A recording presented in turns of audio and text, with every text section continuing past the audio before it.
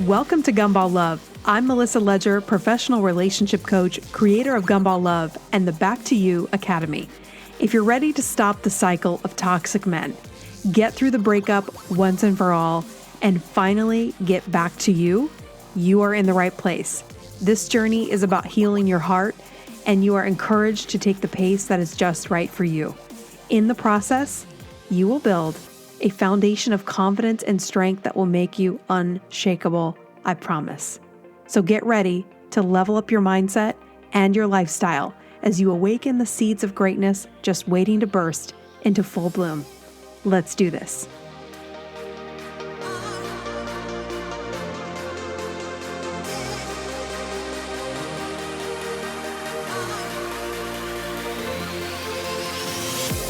Welcome back to another episode of Gumball Love. I'm your host, Melissa Ledger. All right, today I'm going to respond to one of our listeners who wrote me this message. I stumbled upon your podcast and want to let you know how helpful it has been for me. The episode, He Won't Commit But Keeps Coming Around, was the one where I knew you were special. Oh, thank you. Since that episode, everything that came out of my ex's mouth was humorous to me and I was able to let go freely. The reason I felt compelled to email is this. You say the quote-unquote right guy is out there. He will be A, B, and C. What if he's only A, B, but not C? How do I know when he's, quote, the right guy, unquote? It seems like this guy is a unicorn. Even the best guys I know don't have all of A, B, and C. With my growing sense of worth, how do I prevent myself from dismissing a really great guy because I think there will be one even better? I fear that will have so much self-worth and love that no guy will ever be good enough for me. Thank you for your podcast. I've enjoyed them so much. Okay. Great question. So I'm going to give you some really simple answers. One, when it's the right guy, you can't imagine being with someone else.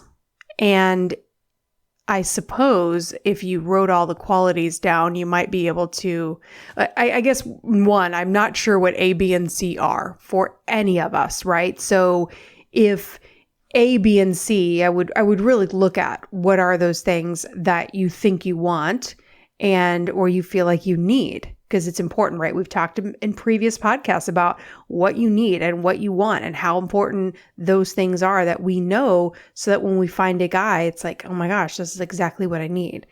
However, and I challenge you to talk to people that are in committed relationships and ask them, could you imagine yourself being with someone else? And don't be surprised. Sometimes some of them might say yes. So you're not going to get, just because they're in a relationship doesn't mean they're happy. But as you talk to people and you start to identify the ones that are happy, they cannot imagine themselves with anyone else because this person just fits. And I'm not going to say that they don't have A, B, and C. Maybe they only have A and B, but when you look at C, you realize, well, maybe they have D, E, and F instead of C. So those things are too ambiguous to analyze because I can't identify what those, top things are. But, and there are a million lists that you can look up online. How do I know I've met the one? And just look at them. I don't even care who writes them. They're just interesting. All these different perspectives. If you know me, you know that I say there are no rules. So anyone talking about relationships, any of us that do this, have a passion for this mystery of love and attraction and how it all happens. And so I think everyone in this community has something to offer. And as you grow in your self-worth and your journey, you're going to find yourself going to different people within this industry and gaining a little bit here, a little bit there. And for some, their whole message will resonate with you. So here's how, in my opinion, the signs he's the right guy. And also based on years of researching this as well. But I just want to give you some simple things like when he's the right guy, it's fun almost all the time. And that may sound simple, but there are a lot of you dating guys and it has stopped being fun a long time ago. So If it's not fun every single day and you're not laughing, smiling, enjoying, looking forward to interacting with each other, that's a huge sign, because why would we not want to be with somebody that we're having fun with? But there's a lot of people that the fun stopped a long time ago. And now we have our detective outfit on trying to decipher and decode messages, and it's just simply not working. Number 2, I guess I just said you enjoy looking forward and connecting every single day. So it's fun and you're looking forward to connecting with him every day. And you also continue to love each other more and more. So there is an infatuation in the beginning, but as things continue to move forward, you're going to find that your love gets deeper because you continue to learn about each other and respect each other more. And there's a closeness because as the infatuation part does wear off, but then there's this deeper and more meaningful love that starts to grow. And I feel like that beats infatuation all day long. And so, but it's someone that really is getting to know you and you're getting to know him on a deeper level. So then number 4, like, how do I know that he's going to be the right guy and there's not someone better? Because he's going to be different than anyone you've ever met. He's going to be different. And you, number 6, you won't want anyone else. And number 7, you won't even be interested. I know maybe that's 6 and 7 but I was just kind of typing these. You don't want anyone and you're not interested in anyone else. So when I was just in Colorado, I think I told you guys, my little sister got married. Oh my God, it was so great. And we had an amazing time. I feel like I should do a whole podcast just on that. I think I might do that actually. And because their love story is so incredible. I would love to get them on the podcast actually. So I think if I can't get them on the podcast, I'll share their story with you and just how beautiful it is. But, I was at lunch with a friend of mine in Breckenridge, and there was this quote unquote cute waiter, and she goes, "Oh, he's flirting with you." And I thought, wow, I didn't even notice. And I'm just, my radar is completely off because I have no interest. I looked and I thought, oh my God, just the idea of trying to get to know somebody new. And I was like, I have zero interest, right? That part of me is I'm no longer looking, don't care to look, no interest to look. Okay. So that's what it's going to feel like. And is it I'm frolicking through pixie dust in Wonderland? Does it feel like, is it a fairy tale? I mean, no, it's not like a fairy tale. It's not a perpetual infatuation, but it's going to be very great and meaningful. Like, you will not be able to imagine anyone else. The right person, the one that you end up getting married to, is just going to be it's going to feel like this person clicks with you in more ways than anyone ever has. Okay. So that may sound like a fairy tale. And so as I have fallen in real love, deep love, more meaningful, a solid friendship as a foundation, I can see how fairy tales are made because real love has a lot of those components, but the way Hollywood portrays it is sort of a ripoff because the way Hollywood portrays it, it's like they give you they turn gumball guys into good guys. And that's not how it works. So that's the part that Hollywood scams you, is that they give you the illusion that the gumball guys, the players, are these really good guys underneath. And then when they meet the right girl, they change all their ways. And that's where we get caught up in living with these guys' potential. Where when we make this transition into a good guy, we have to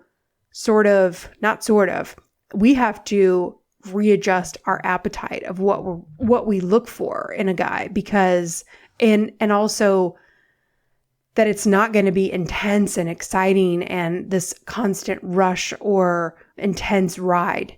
And that when you adjust yourself to the calm and the ease, that your craving will become that. So when I see guys that are really complimentary, or they come on really strong, or they're all the schmoopy lovey-dovey, that stuff too early, it has now, or would have, zero meaning. I can see clients that are getting this kind of treatment and it's like, wow, I think that would not work for me anymore. If I were to go back out and date, I wouldn't want all that intense stuff, because when you know your worth and value, like this listener said, she knows her worth and value. She is becoming, she's like, what am I going to find when I know my worth and I love myself so much? How am I ever going to find a guy?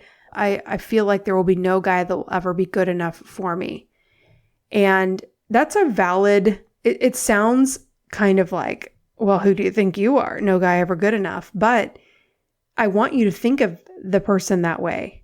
Now that I've met my significant other, I realize how picky I really needed to be and that I wasn't picky enough. I kept dating guys that were like, they're nice, they're good, but I was always dating guys that I could intimidate. Eventually, I intimidated them if they found how much money I made, or they really understood what I did for a living in my full-time job, or they really understood how well I could speak in front of people, or how confident I am in socially, or whatever it was that would intimidate them. And so then I would always kind of feel like I had to shrink a little bit and hide who I was. So essentially I was not being myself. And I can get mouthy or I get pissed off about something and I'll just go on a tangent, and that would be intimidating. It was like all these little things that were intimidating. I would find myself then having to hide, having to shrink, having to become smaller, right? And so then I would have to change my perspective on the relationship, because I would notice he was moody. He would start to pull away because he would become threatened by me, right? And so then, okay, now we're becoming threatened, and now I'm dealing with that. And so that would be where my focus was in the relationship, and it was no longer on just enjoying life and being with this person. So the difference between when you're with the right guy and when you're with the wrong guy is when you're with the right guy, you're able to just enjoy and live life. And sometimes life isn't always enjoyable, right? So you're able to actually go through experiences and talk to each other about your day.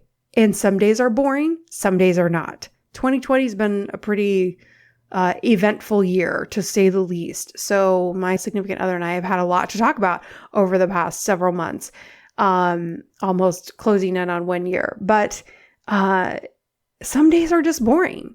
And I have had to learn over, especially in the beginning, that the relationship is secure even when there's not a lot to talk about sometimes, or I'm tired, or he's tired, or somebody's cranky or irritable, or whatever, something else happened in your day. You had a bad day at work, that you are able to adjust to the fact that just because the day wasn't exciting, you don't have a lot to talk about, it doesn't mean that the foundation of your relationship is not solid. And with Gumball guys, it's not. It only takes one or two things, and all of a sudden they're not interested. They're pulling away. They get bored. And so those fears will still come up. They still come up for me. Every once in a while, I will have a fear. And then I will tell my significant other. And sometimes he'll call me out. Okay, you're overanalyzing again. And I just joked with him, my fears are very convincing sometimes. The overthinking, I get called out for overthinking a lot. I'm like, oh, this overthinking, sometimes the overthinking does a really good sales job on me, and I have to call myself out on it. So, and this is where I made signs he's the right guy, but then I have this other section of my notes, girls like us. Girls like us doubt because we underestimate our value. So a good guy who loves you understands your value. And so you are not being loved conditionally, but we get confused about whether or not we're with the right guy because we underestimate our value. And then we think if we screw up, we're going to lose the relationship. And so then we start to misinterpret when we misinterpret our value, we misunderstand how solid our relationship actually is. And that's when we can do damage to it, because when you can't say, yeah, I know we've had a bad day, but I can look at the whole relationship and the whole thing we've built. and know its entire value. And one day here or one day here is not going to disrupt that foundation. And so this is, when you find the right guy, you are still going to be smoothing out these edges, and probably for a long time, right? It's just, I'll keep you posted on how I go through this process, because I'm going to be a work in progress forever. Our childhoods do a lot of damage. And so if you have not gone through therapy to work that stuff out, oh honey, this stuff it's going to bubble up everywhere in your relationship. If we do not come to terms with our childhood, our parents' divorce, our issues if your parents didn't divorce. Some of you might have parents that are married but should have gotten divorced. And so they've had a dysfunctional marriage your entire life. And maybe they've cheated on each other, but they've stayed together. Maybe they sleep in separate bedrooms, but they're still together. And you can see it. Maybe one of them drinks a lot. Maybe they both drink. Maybe one of them has a drug problem. Maybe one of them was sexually abusive to you. Maybe you had a relative that was sexually abusive to you. A lot of people have a lot of these things in their past. They haven't worked through them. We have shame about a lot of these things. And we have this idea that we're going to meet this guy and his parents were happily married. And we're this, Quasimodo walking into the relationship with all these issues. And if you see yourself that way, it becomes more and more difficult to share who you are. And so I've had many moments where I've shared with my significant other ugly things of the past, just because it's come up over time. But I didn't share all, and I still haven't shared everything, because some things really aren't necessary anymore. Once you've worked through some of the ugly things in the past and you've come to peace with them, it's not something you need to just share with your significant other just because you're in a committed relationship. Do you know what I mean? Like, I don't want you to feel like everything has to be divulged. Are you divulging it just to divulge it? Or is it necessary for them to understand? So if something's coming up, you can say, look, this is coming up for me because I dealt with this in my childhood and I've worked through this in therapy, but this is something that you might see, and I own it. I work through it. And if it comes up, this is what it looks like. And I have done that with my significant other. So now he knows, oh, this is that thing. And he knows it has nothing to do with him personally. So if it comes up for me, then he knows how to help me with it. And then I have told him this, if when you do this, this, and this, or you say X, Y, and Z, that really helps me.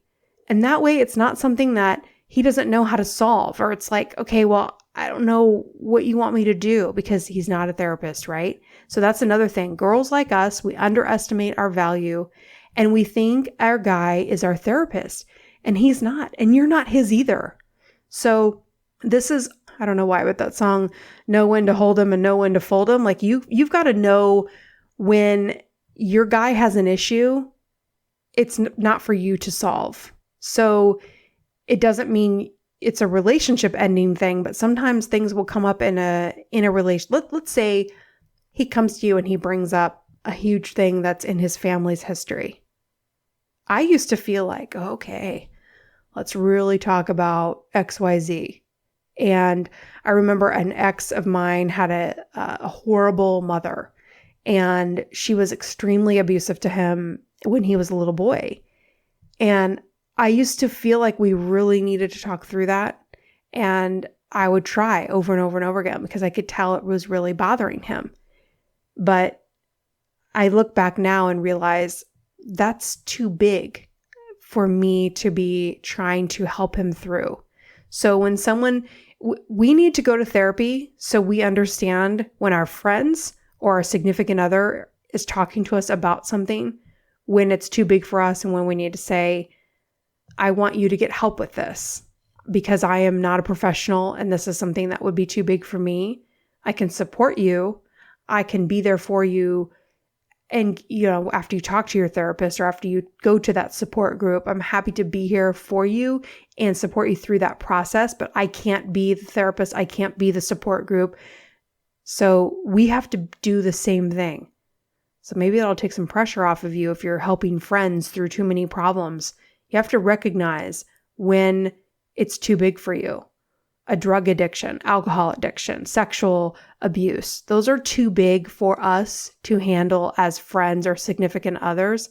We can listen, we can support, we can say, you definitely, if someone confesses to you they've had sexual abuse, you don't want to say, yeah, I'm sorry, I got to refer you to your therapist. But we have to admit, we don't really know what to do with it, right? We don't really have the expertise to walk them through something of that magnitude in a way that's going to bring healing. And so we are their friend, we love them. And as a side note, the best thing you can do for someone with sexual abuse is to believe them, because it is very frustrating when someone doesn't believe you when you've gone through something like that. And then there's even additional shame. So that's the best thing you can say to someone. I believe you. I'm so sorry you went through that. That must have been extremely difficult. What did you do back then? You can hear their story, at least hear their story and listen, and make sure that those are the things we can do as a support, but we can't bring healing. And so I'm telling you that because sometimes what's manifesting with your significant other is something that they can support, they can listen, but they cannot help you heal in that area. So now I will say that when you are with a guy that loves you for who you are, and he loves you even when you have issues with things that maybe you even haven't dealt with in your past, there is some healing that can happen because you're getting unconditional love every single day. And that is extremely nurturing. And so I do believe some healing comes from that, but it is not a cure-all. Okay? So I think that this is the realistic part about love that nobody wants to say. Everybody wants that knight in shining armor to just come in and take care of everything. Well, can you take care of if a guy has all these things that happen to him in his life? Do you feel like you can just take care of those things and make them all go away and heal it? Of course not. So this guy is also just a human being, and he can only do so much. And then the rest is up to you. And that's what I've been talking to you about in other episodes, is that knowing what you want and knowing what you need is so critical. And I won't go into all of that again. So if you're listening to this for the first time, I go into more depth about understanding what you want and what you need and how important that is. Because as you'll have doubts from time to time in your relationship, maybe after your first fight or something, and you might really think, is this person worth it? Should I keep going? And usually those things are earlier on, but depending on where we are in our female hormonal cycle, maybe you do stop and you have doubts. But you'll learn over time, and let me help you with these things. You have to know, and you have to keep reminding yourself of those core things that are there, so you don't walk away from some guy who is actually wonderful. And I think that sometimes in this transition from gumball guy to good guy, we are still looking for the highs. We're looking for him to give us a bunch of compliments or a bunch of mushy text messages, and we're looking for a fix all the time versus looking at the things that he is actually giving you and letting that be your fix versus looking for intense romance or some kind of a gift. Or, I want you to really think about, okay, maybe I'm not 100% happy in this relationship right now, but what is it that I think I need? That's a really good question. What is it that he's not giving me that I think I need? And that'll stop you in your tracks sometimes, because if you have a really good guy, you'll be like, yeah, I guess I am getting what I need, and he is pretty wonderful. And so make that list. Make a list of everything he has to offer you.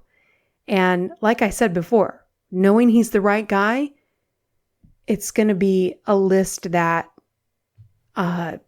I mean, I've never been able to make a list like this with anybody ever. It doesn't even come close. It doesn't even come close. And you guys have heard me on this podcast talk about really romantic gumball guys that seemed so amazing. And now it seems like a fraud, sort of. It's like, oh, wow, how did I ever think that that would have worked long term?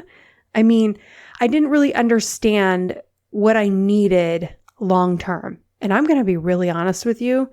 I didn't think that guys could be this confident or intelligent. And I don't know. Like she said, this guy sounds like some kind of a unicorn. That's exactly what I call my guy. I call him the unicorn. I've called him the unicorn since the day I met him because I just never had met anyone like him before in my life. But like I've told you before, you only need to find one. You don't need to find a whole group of guys like this. You're just looking for one.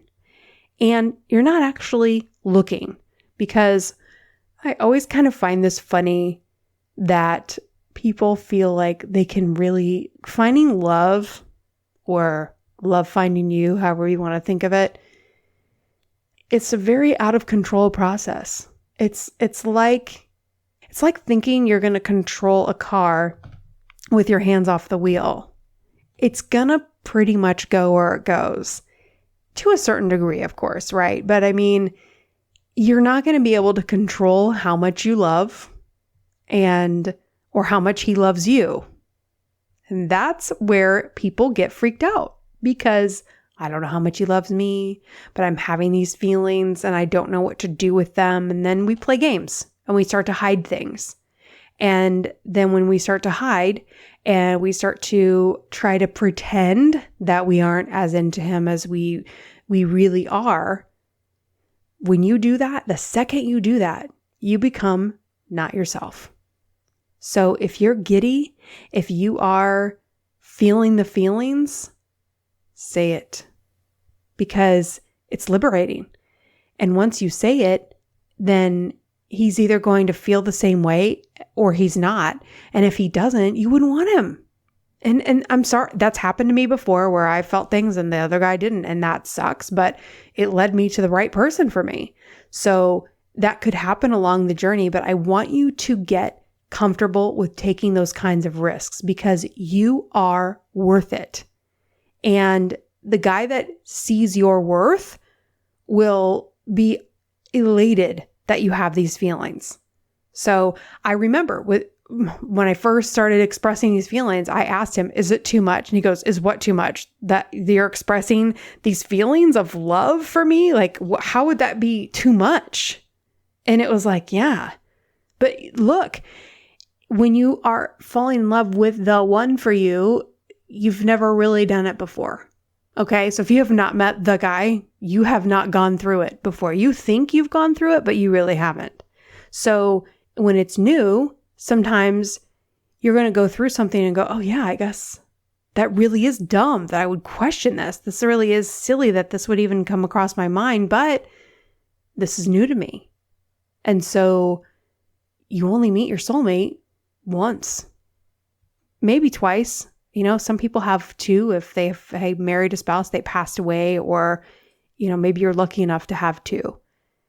And I think too, as I look back, there were relationships where they fit my maturity level at the time, my experience level at the time, and they were great experiences. It gave me, you know, it was what I needed at the time in life. And it also gave me the experiences that I can now share with you. So I've turned my messes into a message, right? I looked at those relationships.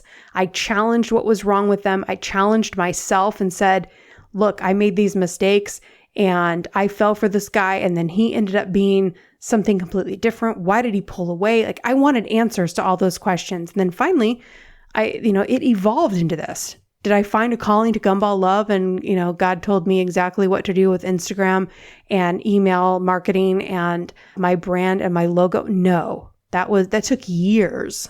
So when someone says, oh, you just found your calling. No, it's not how it works. It's an evolution, right? It just, every day it evolves a little bit more. So how do you know he's the right guy? It's fun. You enjoy him every single day. You love each other more as time goes on. Your connection gets deeper. He's different than anyone else. You don't want anyone else. you're not interested in anyone else. So how will you know he's the one? I'm tempted to say you'll just know, but I think, how do I explain this? And I'm hesitating because I think this is different for everyone. So if I go through that list again, it's fun, but it's not fun it's not fun every second. There are some unfun parts, right? But even the unfun parts you still want to have with them. It's just, I want to go through everything, but I want to go through it with you. So if I'm going to go through it, I'd rather go through it with this person. And I have close relationships with quite a few people in my life. So my mom, my sister, and close girlfriends, and I can talk to them about anything. But I have good friends that I can talk to about anything because I went through a process when I learned gumball love and developed this concept over the past decade of weeding out any fake friend. And so now I know how to identify good friends. And so I have these really deep, solid relationships with many different people. And so at first, I wasn't able to share at that level with my significant other because I didn't realize, it takes time. I had this idea that, oh my gosh, it's just going to be all at once. And it wasn't all at once because you can't get to know each other in a week or a month or 2 months. But now, approaching almost a year, now he is the first person I want to talk to. He is that best friend, that person that if I hear something, I just heard this big news thing that happened and I was like trying to decipher it. And I just was like, no, I just need him. There's nobody else that I wanted to think about that with than him in that moment. And so now he's the first phone call. Now he's the first text message. Now he's the first thought in the morning, the last thought in the evening. It's just always like that. It becomes more and more a part of you. But I'm telling you that because I have evolved in many other relationships in my life and really worked to develop close friendships. And so the significant other becoming the best friend was not immediate. It grew over time. And it was a slow and steady, always slow and steady. But slow and steady is not always comfortable. It will make you anxious. So I've gone through periods where I've had high anxiety and there was no proof or evidence to feel the anxiety, but it was there. So then what do us girls think when we have anxiety? We think there must be something wrong. But then I really dug deep. Anxiety is not intuition. Okay? Let me repeat that. Anxiety is not always intuition, or probably never intuition. Because anxiety is it's not coming from the calm knowing. So your intuition is that calm knowing. Anxiety is, what are you going to do? What are you going to do? What are you going to do? Anxiety is intense. It's erratic. It's irrational. There's no facts. So you have to, what I do is I journal through that. And then as you journal through it and say, what evidence do I have that supports this anxiety? And a lot of times, 9 times out of 10, you have nothing. So if you overthink like me, that's fine. Just write it down because overthinking is not healthy all the time. So if I'm overthinking something, I start to write it down and then I see it on a page and then I can go, okay, that's what I keep churning. So stop kneading the dough. Sometimes you got to stop and bake the bread and then go, okay. Otherwise you just keep kneading it and turning it and turning it. It's like, okay, I've got to actually see what is this that I'm constantly going over and over in my mind, and then come to terms with what that is and what you do with it. And I talked about that in the anxiety podcast. So girls like us, I'm just looking at my value. Looking at my list. We underestimate our value. We don't know what we want. We don't know what we need. We don't have enough going on in our own lives. Talked about that in the last episode. We have a fairy tale in mind. So you might be holding him to this ridiculous standard that I want you to ask yourself, when you hold him to the standard, can you also meet that standard? So whatever it is that you expect him to do, can you do the same thing for him? Also, we're looking for gumballs sometimes. He's just being himself, going through life, sharing his day. And maybe you are not fulfilled in another area, so you're looking for him to validate you. You're looking for him to give you an extra boost. So where can you find that extra boost in your life? What can you do? Are you going to the gym? Are you doing something fun? Like my things are, I dance, I paint, I write, I do this podcast. I have other interests that I read about. I have books that I listen to, YouTube stuff that I watch, shows on Netflix. I have friends that I go hang out with. I have other hobbies, tons of other interests. So I want you to think about, am I bored of myself? Because sometimes the conversation, I hate to say this to you, but conversation could be boring because you're boring right now. Doesn't mean you're a boring person, but you're not doing anything exciting. So you actually don't have anything to talk about because you're not experiencing anything. You have only experiences to talk about. So let me ask you this. What experiences do you talk about? What stories do you tell over and over again to different people? That might indicate to you times you've really enjoyed, things you're really proud of that you talk about or that you like to talk about. So other things we need to do is relax into the calm. Sometimes it's not boring. It's just what it is. It's life. It's every day, Monday, Tuesday, Wednesday. And you should be able to talk about everyday things. I still catch myself talking about an everyday work thing, thinking that I have to hurry, thinking that I'm boring. And then my significant other always so pleasantly surprises me with such a thoughtful response that he is listening and he cares about those details. So your significant other will care about the thing that your boss said or the stuff that's going on at work or whatever, because life is full of little things and big things, right? And finally, just some other things. When we're in relationships, we need to realize we'll be moody sometimes. He'll be moody sometimes. Sometimes he won't be paying attention. Sometimes you won't be paying attention. When you're looking at your phone and he's talking and you get distracted by a text and he's just said like 4 or 5 sentences and you're like, oh crap, I haven't heard. That's going to happen to him too. So it doesn't mean, just because he's listening doesn't mean he's listening 100% of the time. So these red flags that we've had with Gumball guys sometimes are, those are the Gumball guys doing that 80% of the time, 90% of the time, where a normal person that really is in it for the long haul, they're still going to have human moments. And we have to allow for that and remember that we can't have him on trial for every little move.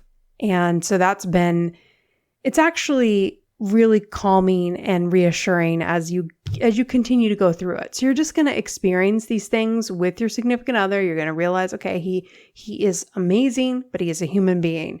And so there are going to be things that disappoint you. You're going to be talking about something that's really important to you and they're distracted by their phone, and that's not going to feel good. However, you can say, and I have learned to not get I used to be just so offended by these things. And so now I realize I can just say, are you with me? Or were you looking at something? Oh yeah, sorry. What did you say? And just repeat it and don't get offended and think that it means some big thing, because you have to give these guys credit when they've proven themselves over and over and over again. Then this is just part of the stuff that you have to let go. Happily married women will tell you when they say choose your battles, it's because we can't be overly sensitive about all these little things. And they're triggers at first, because Gumball guys do these things and that always meant something bigger, right? And when you're with a good guy that makes human mistakes, it means nothing. It means that they were just distracted in that moment, but it does not mean they don't care. And so I know that's a small example, but I just want you to think of if you're in a relationship right now, Or if you're not in a relationship right now, you can practice this with just other people, because, people that aren't in love with you and romantically will make these mistakes, and you can start to already practice, okay, I'm not going to get offended because this is my friend and she doesn't mean, that it doesn't mean something bigger than I'm making it into, because we can get easily hurt because we've had this happen to us over and over again. I hope you know what I mean. I feel like I'm rambling on this now. So, okay. This was the last thing. I was talking to a friend of mine, and so the question of this podcast is he the right guy for me, and how will I know? How will I know if he's a bad guy, right? And so in this process, sometimes you might figure out he's not a good guy for you. And in these choices that you make of, I'm going to bring this up or I'm not going to bring this up. When do I have the right to bring something up to my significant other? When is it like, okay, this is justified, because good guys might hurt your feelings. You should, in fact, be getting into fights and arguments, bickering. Healthy couples bicker and argue all the time. Now, healthy couples aren't calling each other names. They're not putting each other down. They're not emasculate. You're not going to emasculate your man. He's not going to try to make you feel. That's not the kind of arguing I'm talking about where you are being abusive, but it's just nitpicky things. I didn't say it like that. Yes, you did. No, you said it like this. Okay, well, I didn't mean it like that. Okay, well, fine. Well, that's the way I took it. Okay, whatever. And that can be like the bickering. So sometimes you're going to get offended, or he won't give you what you need, and you will be really hurt by it. And so and I'm sorry, I'm being too general. So a friend of mine called me in, and this guy, she had a surgery, and he didn't call. He only sent one text. She had an emergency surgery, and she really needed, he's been her boyfriend, right? They are officially a boyfriend and girlfriend. And she was obviously really hurt by it, and he hasn't been reaching out the same. And so in our overanalyzing, we think, well, is it okay to say something about this? Because I know he's really busy and blah, blah, blah. And I said, no. That's the time where you can say, this really bothers me. You should have been there for me, and you were not. This is where I want you to keep in mind that although we don't want to overanalyze, and although we want to honor the right guy for us, we also need to stand up for ourselves when guys mess up. And then this is when you start to make decisions of, maybe this isn't the right guy for me. Maybe he isn't a good person, because sometimes they can do all the right things for a few months and then they change. Or I always say they become who they really are. They don't really change into something else. They're actually showing you who they've always been underneath, but they were able to cover that because in the beginning you don't see each other as much, or, it's all new and fresh, but over time the real character gets revealed. And so when that happens, this is when we have to make tough choices. And when we make these tough choices, this is when we really love ourselves, and we say, I am worthy of someone coming to visit me in the hospital. I am worthy of being called. I am worthy of being texted even when you're busy. The guy that is for you will not be too busy at work to talk to you, to check in with you, to find out how you are. If you are sick, he will be there for you. If you need something, he will drop what he's doing within reason, right? I mean, we all can't just drop our work at any moment, but when our significant other goes into the hospital, you're dropping everything. There is no if, ands, or buts. So when guys don't show up in those times, that's when it's okay to challenge them and really consider, is this the right person for me? So I want you to keep that in mind as well, because some of my coaching clients too might take this a little bit too far, where they are putting too much ownership on themselves, and that's okay. we're balancing this out where we know it's like, do I talk to my significant other about this, or is this something that I manage on my own? Am I right to ask, should I expect him to be there? But I'm telling you, as you develop your own sense of self-worth, then you can say, you know what? I felt like you were kind of short with me earlier and it made me feel like I was this or that. And you want to talk through when things are bothering you and you get your feelings hurt. I want you to always feel justified to go to your significant other. Even if you're out of line, you'll learn it over time, but you're not going to scare away your soulmate because you're moody one day or you overreact or you're overthinking. Sometimes I do it and sometimes I don't. And so, and sometimes he'll call me out if it's like kind of ridiculous. And other times it's like, maybe it is a little bit overthinking, but he's always just there for me to work it out. And we talk through it and it's wonderful. I never feel like I'm being made fun of or punished or that I'm being ridiculous. And, sometimes we get in our ideas in our head and then you're accusing them of something stupid. And so of course, they're going to be offended too. They're humans, but you should be able to talk about it in a way. The gumball guy, when you bring something, he's like, you know what? I just really can't deal with your issues. Or it's like you're treated like you're an irritation, or I just don't have time for this crap. You get like that kind of response, and that is not acceptable. I can't even imagine getting that kind of response. So this is it's not a little bit, it's a big transition from gumball guys to good guys. And knowing he's the right guy for you is a lot going to be shown by the unique and wonderful person he is just for you. When you meet him, you will never have met anyone like him. He's going to be your own personal weirdo. That's what I always say. We're all weird and we have to find our own weirdo.